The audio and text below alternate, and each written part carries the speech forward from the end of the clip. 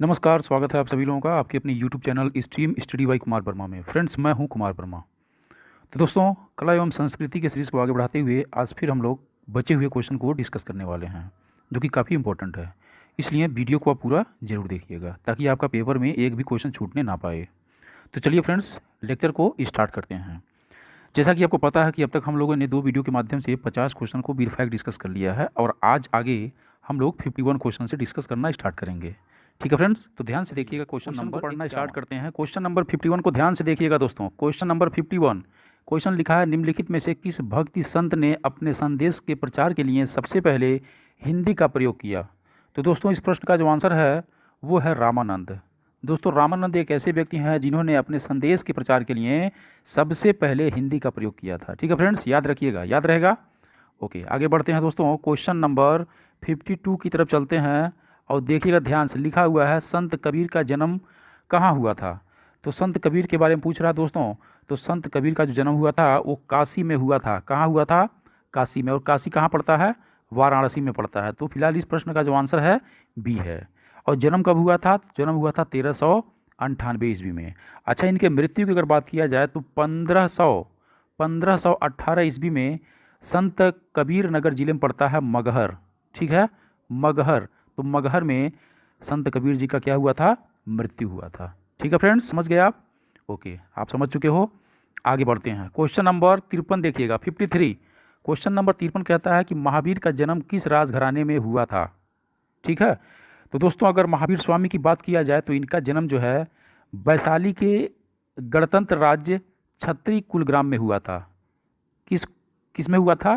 क्षत्रिय कुलग्राम में हुआ था, याद रखिएगा, है ना। तो किस राजघराने में हुआ था? इस प्रश्न का जो आंसर क्या है?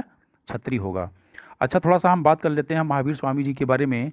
दोस्तों, इन्हें जैन धर्म का 24वां तीर्थंकर माना जाता है। ठीक है ना, 24वां तीर्थंकर महावीर स्वामी जी को माना जाता है। टोटल जैन धर्म में 24 तीर्थंकर हुए, जिसमें सबसे आखिरी कौन है? महावीर स्वामी हैं। ठीक है, अब महावीर स्वामी की अगर बात किया जाए तो महावीर स्वामी को जैन धर्म का वास्तविक संस्थापक माना जाता है और इनके बचपन का नाम था वर्धमान। क्या नाम था? वर्धमान नाम था, याद रहेगा दोस्तों। ठीक है, आगे बात करते हैं। अगला क्वेश्चन है क्वेश्चन नंबर 54। ध्यान से देखिएगा। क्वेश्चन लिखा है, बुद्ध किस वंश से संबंधित थे?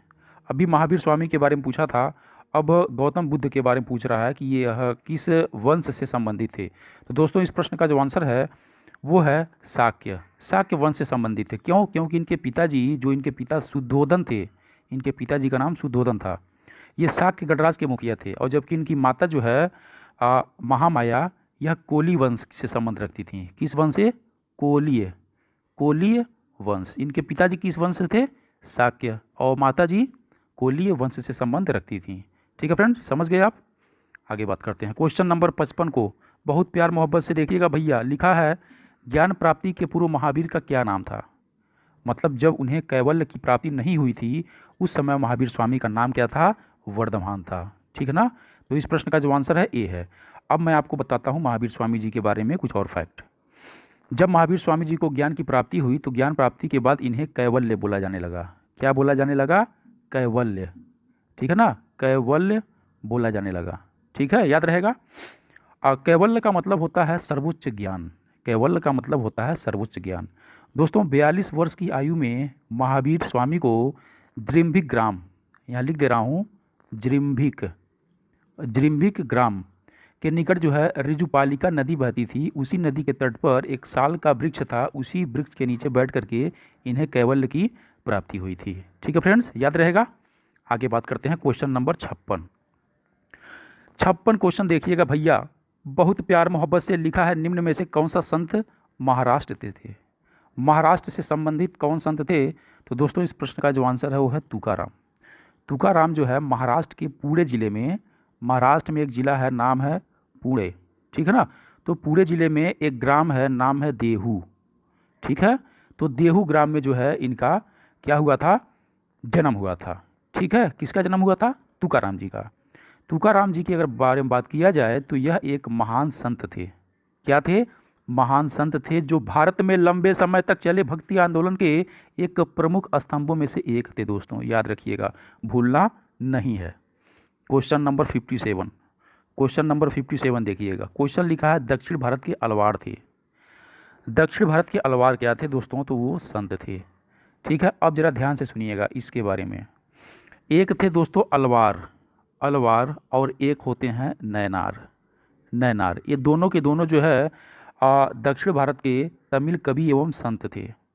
अब अलवार के बारे में सुनिएगा। अलवार का मतलब होता है भगवान में डूबा हुआ, और अलवार जो होते थे, अलवार संत भक्ति आंदोलन के जन्मदाता माने जाते हैं।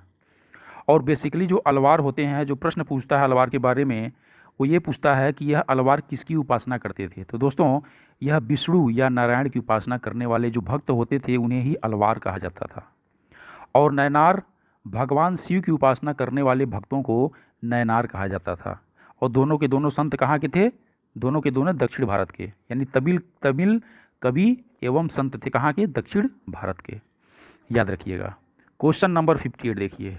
लिखा है निम्नलिखित में से किसका मिलान गलत है? गलत आपको यहाँ पे छांटना है। तो सबसे पहले प्रश्न ऑप्शन ए की बात करता हूँ, नामदेव की बात करता हूँ। दोस्तों नामदेव का जो है जन्म जो हुआ था महाराष्ट्र में हुआ था। नामदेव का जो जन्म हुआ था महाराष्ट्र में हुआ था, और महाराष्ट्र में पड़ता है सतारा जिला। सतारा जिला, तो सतारा जिला में ही इनका जन्म हुआ था। किनका? नामदेव का, यानी ऑप्शन ए सही है। ऑप्शन बी की बात करते हैं चैतन्य महाप्रभु जी का। तो चैतन्य जी का जो जन्म हुआ था वो पश्चिम बंगाल के नदिया जिला में। कहाँ हुआ था? पश्चिम बंगाल में पड़ता है नदिया जिला। तो नदिया जिला यानी बंगाल भी, पश्चिम बंगाल भी यहाँ पर क्या है? सही है। ठीक है ना, यानी चैतन्य महाप्रभु जी बंगाल से संबंध रखते थे। अब तीसरे ऑप्शन की बात करते हैं नरसिंह मेहता की। नरसिंह मेहता की बात किया जाए तो दोस्तों इनका जो जन्म हुआ था गुजरात में एक जूनागढ़ है, गुजरात में पड़ता है जूनागढ़। जूनागढ़, तो गुजरात के जूनागढ़ के तलाजा ग्राम में इनका जन्म हुआ था। ठीक है ना, याद रहेगा नरसिंह मेहता के बारे में। और वल्लभाचार्य की अगर बात किया जाए दोस्तों, वल्लभाचार्य की अगर बात किया जाए तो वल्लभाचार्य जी का जो जन्म हुआ था वो छत्तीसगढ़ के चंपारण्य में हुआ था। कहाँ हुआ था? छत्तीसगढ़ के चंपारण में हुआ था। यहाँ पर गुजरात से इनका कोई संबंध नहीं था। ठीक है, तो क्वेश्चन नंबर 58 का जो आंसर है वो डी होगा। गलत मिलान करना था और यही इस प्रश्न का आंसर होगा। समझ गए? बहुत समझदार हैं भैया आप लोग। आगे बात करते हैं क्वेश्चन नंबर 59। क्वेश्चन नंबर 59 की बात करता है दोस्तों, पटना में किस सिख गुरु का जन्म हुआ? पटना की बात कर रहा भैया। तो प्रीवियस वीडियो में मैंने डिस्कस किया था, अगर आप लोगों ने ध्यान से पढ़ा होगा तो शायद आपको याद होगा। ठीक है ना, पटना में किस सिख गुरु का जन्म हुआ था दोस्तों? तो वो हुआ था गुरु गोविंद सिंह। किसका? गुरु गोविंद सिंह का जन्म हुआ था। तो फिलहाल इस प्रश्न का जो आंसर है वो डी है। और इनकी मृत्यु कहाँ हुई थी? तो इनकी मृत्यु हुई थी नांदेड़ में। नांदेड़ में हुई थी। और नांदेड़ कहाँ पड़ता है? तो ये पड़ता है महाराष्ट्र में। ठीक है फ्रेंड्स, समझ गए हो आप। आगे बात करते हैं क्वेश्चन नंबर 60 देखिएगा। क्वेश्चन लिखा है गुरु गोविंद सिंह थे। ऑप्शन नंबर पहला दे रहा है सिखों के 10वें एवं अंतिम गुरु। तो ये बात बिल्कुल सही है। ऑप्शन नंबर बी, सिखों के आंतरिक काउंसिल खालसा पंथ के संस्थापक। तो ये भी बात सही है। खालसा पंथ के संस्थापक भी गुरु गोविंद सिंह ही थे। ठीक है। और सी ऑप्शन दिया हुआ है दसम ग्रंथ के रचयिता। और दसम ग्रंथ दोस्तों सिखों का एक धर्म ग्रंथ है जो गुरु गोविंद सिंह की पवित्र वाणी एवं रचनाओं का संग्रह माना जाता है। ठीक है, तो फिलहाल इस प्रकार से ऊपर के ए बी सी तीनों ऑप्शन सही हैं, यानी इस प्रश्न का जो आंसर होगा वो डी होगा। उपरोक्त सभी सही हैं। ठीक है, समझ गए आप। चलिए अब आगे बढ़ते हैं, क्वेश्चन नंबर 61 की तरफ चलते हैं। क्वेश्चन नंबर 61 को दोस्तों ध्यान से देखिएगा। क्वेश्चन नंबर 61 है सिख गुरु अर्जुन देव किसके शासनकाल में थे? तो दोस्तों इस प्रश्न का जो आंसर है वो डी है, जहांगीर के शासनकाल में थे, अर्थात जहांगीर के समकालीन थे। और दोस्तों यह सिखों के 5वें गुरु थे। याद रहेगा, 5वें गुरु थे। दोस्तों एक इनके बारे में कुछ कहानी है, जरा एक कुछ फैक्ट है, ध्यान से सुनिएगा। ऐसा कहा जाता है कि जहांगीर के आदेश पर 1606 ईस्वी में इन्हें शहीद कर दिया गया था। कैसे किया गया था दोस्तों?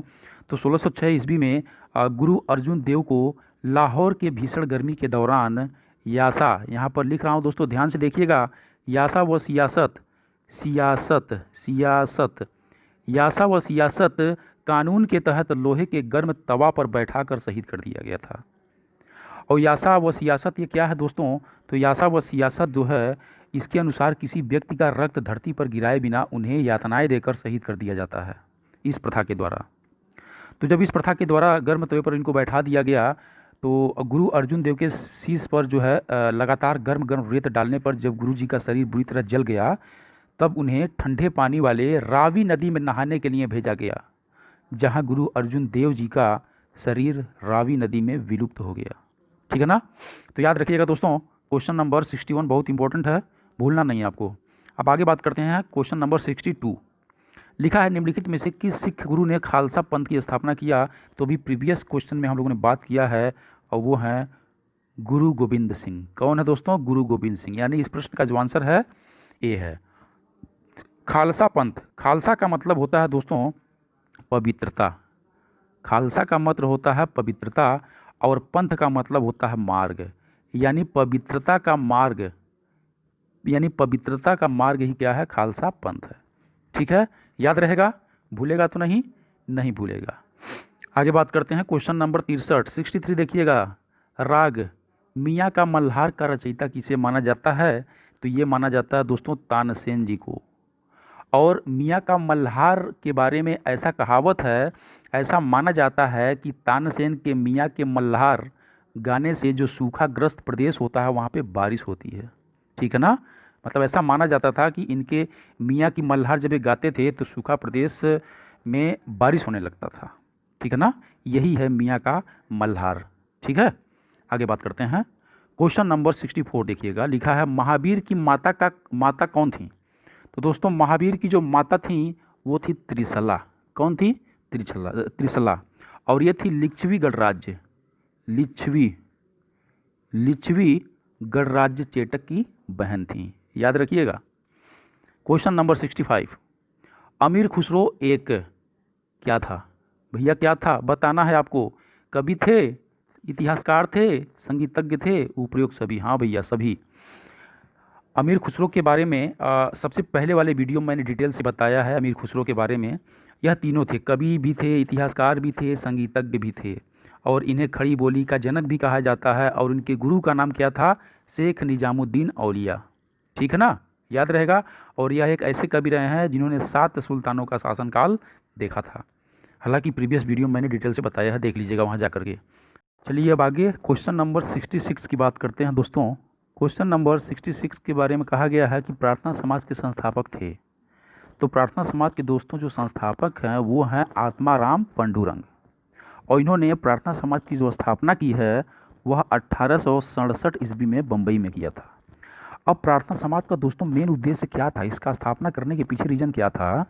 तो दोस्तों प्रार्थना समाज का जो मुख्य उद्देश्य था वो जाति प्रथा का विरोध करना था, स्त्री पुरुष विवाह की आयु में वृद्धि करना था, विधवा विवाह को प्रोत्साहन देना था, स्त्री शिक्षा को भी प्रोत्साहन प्रदान करना इस प्रार्थना समाज का मेन उद्देश्य था। ठीक है, याद रहेगा। ठीक है, अब आगे बात करते हैं क्वेश्चन नंबर 67 के बारे में। 67 कहता है कि आर्य समाज के संस्थापक कौन थे? अब यहाँ पर दोस्तों आर्य समाज के बारे में पूछा है, तो ये संस्थापक है दयानंद सरस्वती जी। दयानंद सरस्वती के द्वारा आर्य समाज की स्थापना की गई है। दोस्तों आर्य समाज भी एक हिंदू सुधार आंदोलन था, और आर्य समाज का जो मूल ग्रंथ है वो है सत्यार्थ प्रकाश। सत्यार्थ प्रकाश, याद रहेगा। ठीक है, याद रखिएगा, भूलना नहीं है। अब आगे बात करते हैं क्वेश्चन नंबर 68 के बारे में दोस्तों। क्वेश्चन नंबर 68 कहता है कि राजा राम मोहन राय किसके संस्थापक थे? तो भैया राजा राम मोहन राय थे ब्रह्म समाज के संस्थापक। ठीक है ना, इन्होंने 1828 ईस्वी में ब्रह्म समाज की स्थापना किया था। ब्रह्म समाज भी दोस्तों प्रार्थना समाज आर्य समाज की तरह एक भारत का सामाजिक धार्मिक आंदोलन था, और इसका उद्देश्य दोस्तों भिन्न भिन्न धार्मिक आस्थाओं में बटी हुई जनता को एकजुट करना था, और समाज में फैली हुई अनेक प्रकार की कुरीतियों को दूर करना था। कुरीतियाँ क्या थी? जैसे सती प्रथा था, उसमें बाल विवाह था, तो इन सभी कुरीतियों को समाप्त करना इस ब्रह्म समाज का मेन उद्देश्य बन गया था। ठीक है, याद रहेगा। ठीक है, क्वेश्चन नंबर 69 की बात करते हैं। 69 क्वेश्चन है गुरु नानक का उत्तराधिकारी कौन था दोस्तों? तो गुरु नानक का जो उत्तराधिकारी था इनका शिष्य था, शिष्य का नाम था लहना, और यही लहना आगे जा कर के क्या बनता है? गुरु अंगद देव के नाम से प्रसिद्ध होता है। ठीक है ना, याद रहेगा। क्वेश्चन नंबर 70 की बात करते हैं, आज का आखिरी सवाल है ना। और भारतीय संस्कृत के प्रमुख उन्नायकों में आखिरी क्वेश्चन ये 70 क्वेश्चन है। ठीक है फ्रेंड्स, तो ध्यान से देखिएगा। क्वेश्चन नंबर 70 कहता है कि रामकृष्ण मिशन की स्थापना किसने की थी। तो दोस्तों ये तो आपको पता ही होगा, रामकृष्ण मिशन की स्थापना दोस्तों स्वामी विवेकानंद जी ने किया था। कहाँ पे किया था? तो कलकत्ता में किया था। ठीक है ना, कलकत्ता में। अच्छा, ये रामकृष्ण मिशन है क्या भैया? तो दोस्तों यह एक धार्मिक संगठन है जिसमें साधुओं और सन्यासियों को संगठित करना इसका मेन उद्देश्य था। अब संगठित क्यों करना था? क्योंकि रामकृष्ण परमहंस की शिक्षाओं की गहरी आस्था जो रखते थे, है ना, उन लोगों को संगठित कर लेना था और उनके उपदेशों को जन साधारण तक पहुंचाना इस रामकृष्ण मिशन का मुख्य उद्देश्य था। अच्छा दोस्तों, रामकृष्ण मिशन का जो सिद्धांत है वो सिद्धांत ये है, स्वयं के मोक्ष के लिए और जगत के हित के लिए कार्य करना। ठीक है फ्रेंड्स, तो दोस्तों आज का 70 क्वेश्चन भी हम लोगों ने देख लिया है। तो इस प्रकार से कला और संस्कृति का एक बहुत ही महत्वपूर्ण चैप्टर जिसे भारतीय संस्कृति के प्रमुख उन्नायक के नाम से जाना जाता है, ख़त्म हो गया है। ठीक है ना, 3 वीडियो के माध्यम से ख़त्म हुआ है। तो तीनों वीडियो आप ध्यान से देखिएगा और अच्छे तरीके से उसको रटिएगा। अगर आपको वीडियो अच्छा लगे तो उसे शेयर करिएगा और जो लोग चैनल पर नए हों वो कृपया चैनल को सब्सक्राइब करना और बेल आइकन को दबाना, ताकि जो भी वीडियो मैं डालूँ तो लेटेस्ट वीडियो आपको मिलता रहे। इसी के साथ जय हिंद, जय भारत, नमस्कार। फिर मिलेंगे अगले वीडियो में।